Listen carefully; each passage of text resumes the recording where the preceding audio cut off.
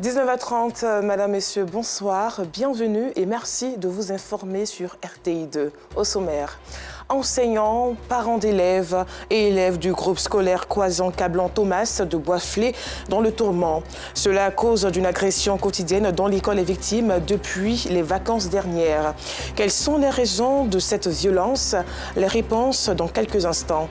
Et puis au Burkina Faso, le Premier ministre burkinabé Apollinaire Joachim Kellem de Tambela vient de dévoiler son gouvernement. Voilà pour les titres. Le groupe scolaire Coisan-Cablan-Thomas de Boisflé, composé d'une maternelle et de 4 écoles, connaît depuis les vacances dernières une agression quotidienne. Et cela est l'œuvre de toxicomanes qui fracassent les portes, les tables bancs, emportent les ampoules et bien d'autres matériels, rendant la tenue des cours difficile. Une situation d'insécurité constante qu'il faille résorber urgemment afin de permettre aux enseignants et écoliers d'accéder à de meilleures conditions de travail. Un reportage de Théodore Zouzou commenté par Maïssa Kogueï. Ces papiers sur ces tables et à même le sol sont les dossiers des écoliers et leurs enseignants constituant la mémoire du groupe scolaire Coisan-Cablan-Thomas dans la ville de Boisflé. Une mémoire totalement détruite par des individus non identifiés qui viennent prendre possession des lieux de jour comme de nuit dès la fermeture des classes. Ils transforment l'établissement en un fumoir, selon les riverains qui refusent de témoigner devant la caméra. Voici ce qui reste du bureau du conseiller pédagogique.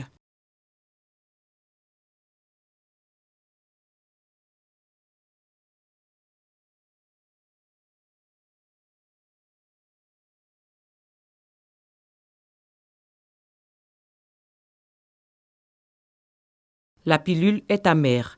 Des ouvertures sont faites dans le mur et au plafond pour accéder aux salles de classe ainsi qu'à certains bureaux. À la maternelle, il ne reste que 2 balançoires pour près d'une centaine d'enfants. Près d'une centaine d'enfants. D'une centaine d'enfants.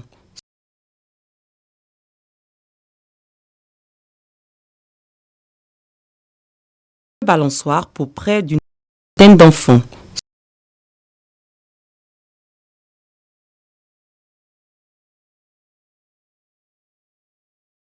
Centaines d'enfants.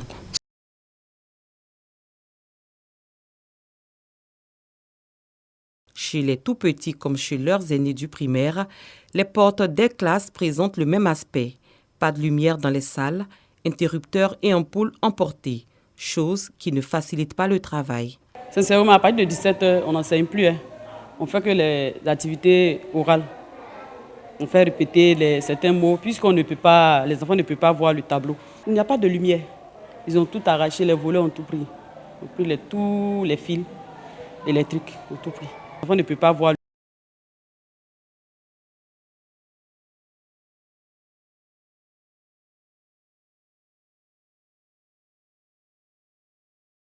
Plus d'armoires et de fils de courant apparents dans la plupart des classes. Des stratégies sont donc trouvées par les enseignants pour sauvegarder les fils électriques encore disponibles dans certaines salles, mais aussi préserver les livres des apprenants.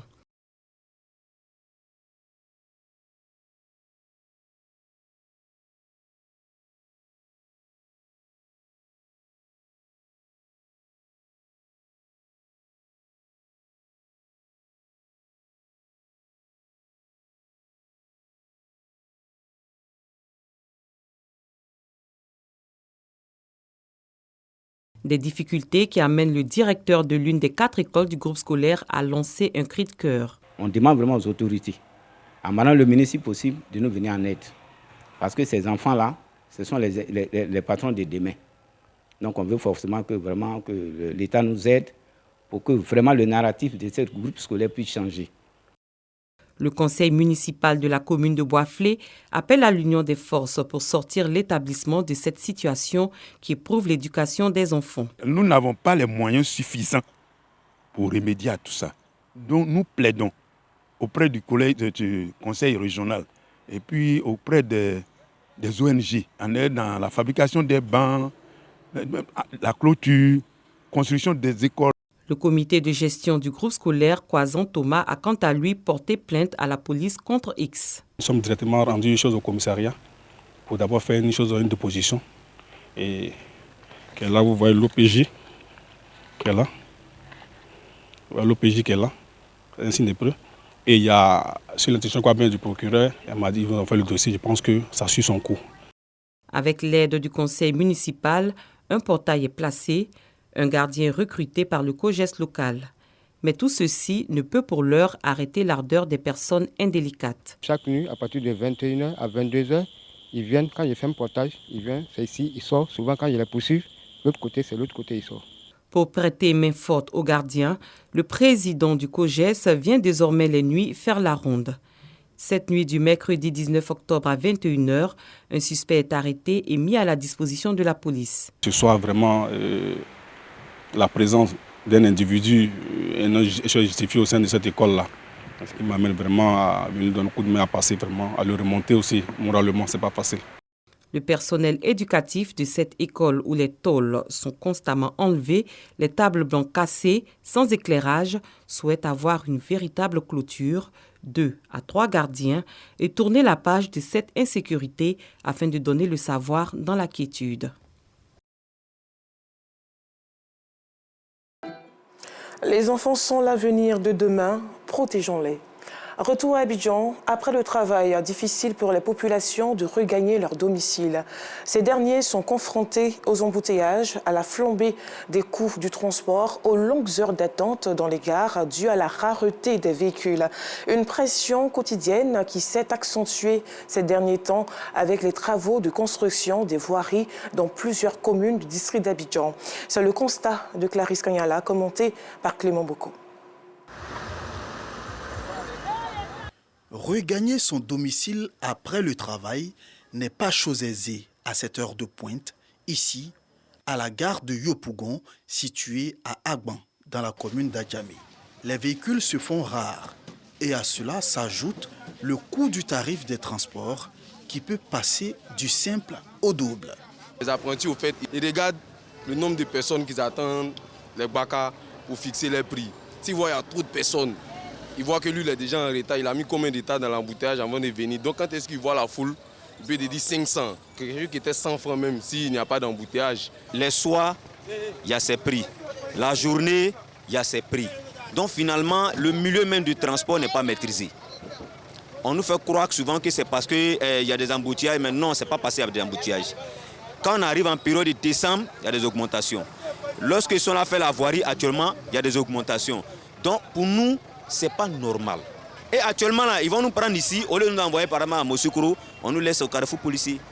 Les transporteurs évoquent les embouteillages dus aux travaux de construction des voiries dans le district d'Abidjan. On a augmenté le transport parce que la route n'est pas bonne. On fait le grand tour pour passer par Bangouao jusqu'à aller à Siembele, jusqu'à la Sopi, mais on descend encore pour venir à Mossoukro. Ça fait qu'on a augmenté le prix. Mossoukro descend, on prend à 300. Maintenant, la position, on prend à 200 francs. Voilà, donc pour en haut, là, monter en haut, là, pour aller au camp soit Boissy, on prend 400, 500. Les difficultés des populations diffèrent selon les gares. Ici, à la gare Texaco, dans la commune d'Adjamé, les coûts du transport n'ont connu aucune augmentation, mais les usagers passent de longues heures d'attente pour espérer avoir un véhicule pour regagner leur domicile. Puis on a le véhicule qui est garé, on peut faire 1 heure, 2 heures du temps, on peut partir. Mais pour aujourd'hui, vous voyez, vous constatez, il n'y a même pas de véhicule encore. Donc nous sommes encore arrêtés, on ne sait pas combien de temps on va passer. On vit comme on peut, couper le boulot, venir patienter. Bon. C'est fatigant, mais on n'a pas le choix. On est obligé d'attendre. Quand tu n'es pas véhiculé, tu es obligé de patienter. Pour éviter le problème de monnaie qui vire parfois à la bagarre, les transporteurs exigent la monnaie exacte avant de laisser embarquer les passagers. Ce qui constitue aussi une difficulté pour les populations. Quand on arrive, il n'y a pas de monnaie. Vous voyez, donc on est obligé à tout moment de faire le rang, de se mettre encore de côté avant que les choses puissent charger. C'est difficile. Pour amortir les coûts exorbitants du transport aux heures de pointe, certains se sont résolus à regagner leur domicile à la marche. Je marche pour aller à la maison parce que le prix des guaras ne m'arrange pas. Les apprentis disent qu'à Bobo 300. Au lieu que moi je descends à l'escalier tout près, ils vont me dire de payer 200. Donc ça fait que je marche en même temps pour aller. Chaque soir, quand je descends, j'emprunte de Yopougon, je viens au niveau d'Adjamé ici. Arrivé ici en haut du pont, je suis obligé de marcher aller vers Makassi, emprunter mon Ouaga pour rentrer sur Abobo. Parce que si j'emprunte ici, ça me fera un truc de 30 à 1 heure du temps d'embouteillage avant d'arriver. Donc marcher un peu, 15-20 minutes, ça m'arrange. Je gagne en temps et rapidement j'arrive à Bobo. Vraiment, c'est pas facile. Se déplacer à Abidjan est un vrai parcours de labyrinthe. Une situation à laquelle l'État tente d'apporter un soulagement avec les travaux d'envergure pour accroître et réhabiliter les voies de circulation à Abidjan et partout dans le pays. Vivement la fin des travaux de construction des voiries dans le district d'Abidjan pour le bonheur des populations. Dans un environnement où le foisonnement des réseaux sociaux à l'ère des nouvelles technologies de l'information et de la communication émerge, la télévision semble perdre de plus en plus d'audience. Qu'en est-il d'une possibilité de complémentarité? Comment se comporte le marché des équipements audiovisuels? Pour vous éclairer au mieux, suivant ce reportage de Yacouba Koulibaly. Le foisonnement des réseaux sociaux à l'ère des nouvelles technologies de l'information et de la communication impacte considérablement le taux d'audience des chaînes de télévision. Dès son arrivée au bureau, Estelle Marie-Yolande, directrice de l'Office national de cinéma de Côte d'Ivoire, se sert de son téléphone portable pour s'informer. Une façon pour elle de se rattraper après avoir raté le journal télévisé de 20h de RTI 1. Le digital de nos jours est plus qu'important. Avec nos occupations, il arrive que nous descendons à 19h, 20h et avec les embouteillages, il nous est difficile de prendre les informations au journal de 20h. Donc il va de soi que lorsque nous revenons le matin, encore nous sommes dans les embouteillages, donc nous faisons recours à nos téléphones portables et nous tapons la RTI puisque nous n'avons pas pu suivre les informations de la veille et nous avons à temps réel aussi les mêmes informations que ceux qui ont pu suivre le 20h. Herman Assi, administrateur financier dans la même structure, en a marre de se disputer la télécommande de la télévision du poste téléviseur avec ses enfants à la maison. En guise de compensation, il préfère utiliser son téléphone portable pour se mettre à jour des informations de proximité qu'il n'a pas suivies sur RTI 2 la veille. Vu qu'on est tout le temps en activité, on est tout le temps en mouvement et que l'information est importante et primordiale dans la vie des citoyens, avec le smartphone, à tout moment, on a accès à l'information. Surtout les informations qui ont trait à la vie des populations, tout ce qui est actualité, proximité avec les populations sur RTI 2, on est informé en permanence. Autre cadre, autre réalité, ici au quartier Adjien, aux 2 plateaux dans la commune de Cocody, Touzani gère le magasin de matériel audiovisuel de son père. Face à la prédominance des réseaux sociaux et du digital, il livre les difficultés liées à l'écoulement des postes téléviseurs. La démocratisation du smartphone fait que les gens sont de moins en moins enclins à consommer de la télé. On a remarqué ça notamment ces derniers temps avec la baisse de nos ventes. Mais avec la Coupe du Monde qui approche, notamment c'est toujours à ces moments-là que, donc dans les grands événements sportifs ou les grands événements en général, que les gens sont beaucoup plus enclins à consommer de la télévision. Qu'en est-il des entreprises audiovisuelles qui se servent du digital pour renforcer leurs audiences? Le responsable technique de RTI Digital éclaire nos lanternes. Il est important d'avoir les deux. C'est-à-dire les médias traditionnels, la télé et autres, et les réseaux sociaux, toujours dans un souci de complémentarité. Parce que ce que nous avons raté sur la télé, nous pouvons toujours revenir sur les réseaux sociaux et avoir l'information que nous avons ratée. Et il faut nous notifier que nous rattrapons les abonnés que nous avons manqués, qui n'ont pas regardé la télé, le direct, mais c'est toujours ces abonnés-là reviennent sur les réseaux sociaux pour s'informer, s'imprégner de ce qu'ils ont manqué peut-être dans la journée. Avec l'essor des réseaux sociaux, les chaînes de télévision ont pour devoir de se réinventer pour faire face à la concurrence accrue. Parlons leadership féminin. Pour permettre à la femme musulmane de s'affirmer, d'être autonome et indépendante, la Ligue islamique des prédicateurs de Côte d'Ivoire, l'EPSI, a organisé une cérémonie dénommée la Journée de la femme. Lors de la cérémonie, les guides religieux ont donné quelques informations sur les droits et devoirs de la femme musulmane. Ils les ont également invités à se battre pour leur épanouissement. Ido Fofana. Permettre à la femme musulmane de connaître ses droits et devoirs, mais surtout retrouver toute sa place dans la société, c'est la mission que s'est assignée la Ligue islamique des prédicateurs en Côte d'Ivoire, l'EPSI. La journée de la femme musulmane est alors initiée. On met la femme en second plan et on dit que la femme ne peut pas sortir pour travailler. Dieu nous a créés de la même façon. On a les mêmes organes. La femme a une tête, l'homme a une tête. La femme réfléchit, l'homme réfléchit. Donc ce que l'islam dit de la femme, c'est à nous d'informer ceux qui ne le savent pas. C'est une très très belle cérémonie parce que ça prend en compte l'émancipation de la femme dans le chemin islamique. Et pour coller à l'ère du temps, on a eu à parler de dépistage contre le cancer et l'autonomisation de la femme. Lors de cette journée, certaines ont reçu des tableaux d'honneur et des médailles pour leur détermination et leur abnégation à rehausser l'image de la femme musulmane. La marraine de cette cérémonie, heureuse, n'a pas manqué d'encourager la femme musulmane à s'affirmer et à prendre sa place dans cette société en perpétuelle mutation. Nos mamans doivent donner la bonne éducation, l'éducation d'avant. Nous, c'est ce que nous avons reçu. Je suis l'exemple devant vous. Éduquer une jeune fille, c'est éduquer toute une nation. La LEPSI entend œuvrer pour le bien-être des femmes musulmanes tout en leur permettant d'être autonomes et indépendantes à travers des activités génératrices de revenus.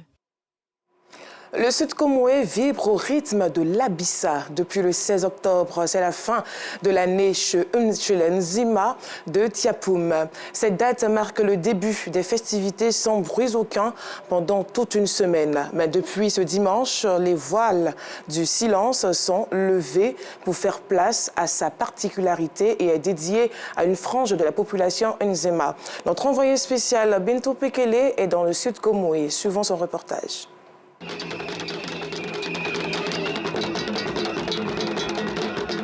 Le Dongbélé, le tam-tam de l'Abissa, fait son apparition à Tiapoum après une année de silence. En début de journée, il a été lavé et habillé dans le secret. Comme un nouveau-né, le Dongbélé s'exprime ce soir, son jour de sortie. Nous avons au sein 4 tam-tam. Aujourd'hui, on l'a fait sortir avec un autre décor. C'est-à-dire qu'aujourd'hui, mardi, c'est un jour spécial. Ça n'a rien à voir avec le dimanche et le lundi. Au temps de nos parents, on prenait les vieilles pirogues là. Mais aujourd'hui, on a pris, comme on appelle, le bambou. Et c'est avec le bambou qu'on est en train de taper, ça accompagne les tam-tams. Si on finit le samedi, ça va en cachette et c'est un an après qu'on reprend les tam-tams. Le tam-tam laisse entendre des sonorités traditionnelles propres au peuple Nzima de Tiapoum. Et ces sonorités ne laissent personne indifférent. Déguisement, chaussures légères ou sans chaussures, les jeunes se lâchent.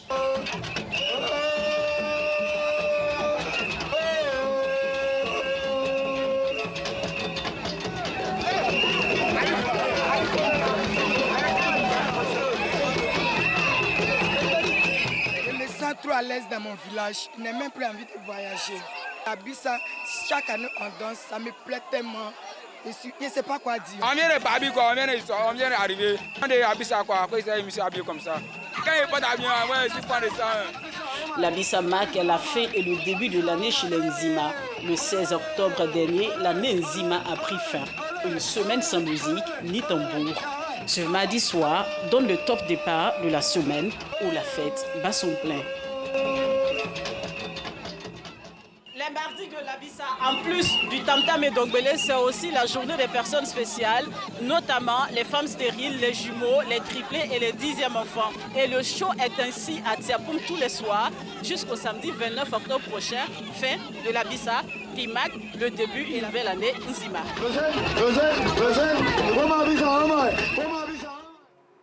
Bonne mission à toi, Bentou Pekele, notre envoyé spécial, je le rappelle, à Tiapoum. Terminons ce journal au Burkina Faso. Le président de la transition, le capitaine Ibrahim Traoré, arrivé au pouvoir par un coup d'État fin septembre, a nommé mardi soir un gouvernement de 23 ministres, dont 3 militaires pour diriger le pays jusqu'au retour à un ordre constitutionnel prévu pour juillet 2024. Voilà, c'est la fin de ce journal. Merci de l'avoir suivi. À demain.